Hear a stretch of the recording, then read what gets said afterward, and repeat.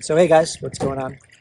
Today I'm going to show you why I love my TAKACAT. I looked at a lot of different boats and all the designs were basically the same. They hadn't changed. And then I came upon TAKACAT, which was a really kind of innovative design, I thought, at least for a dinghy. They made a catamaran. That's two pontoons, and then it has a suspended floor in between it. And it's a blow up, but it's like really solid. The reason I like this boat is because it's big and it's sturdy. Look at it.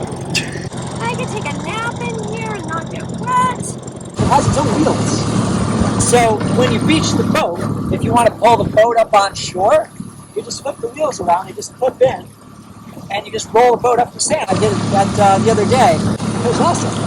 Another thing I actually got were the rod holders. It's a really stable boat. Glad we bought it. Go fishing. The boat is really stable. I can just stand on the boat and just fish. We've gotten off and on our boat a number of times now, and I bought a fin for it too to make the plane better. If you look at the front of it, there's no bow, which at first I thought, well, it's going to get wet. We're going to get splashed.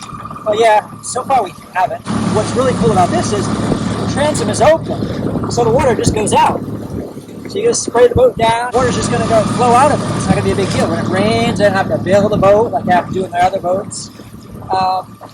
So yeah, I'm really happy with the boat so far. I like the way it rides. So it's very easy to get this boat up and onto the foredeck because it's light. It also, when it's underway offshore, she doesn't collect water if water comes over the top of the bow or rain, like that with the transom. And it's just a great all-around boat. You could put it on davits if you wanted to as well, and it would have the same characteristics because it's light. I can handle her myself. So that's about it for today. You guys have a great day. Thank you for watching. I appreciate you tuning in. I hope you find this valuable. Like and subscribe, and I'll see you next time.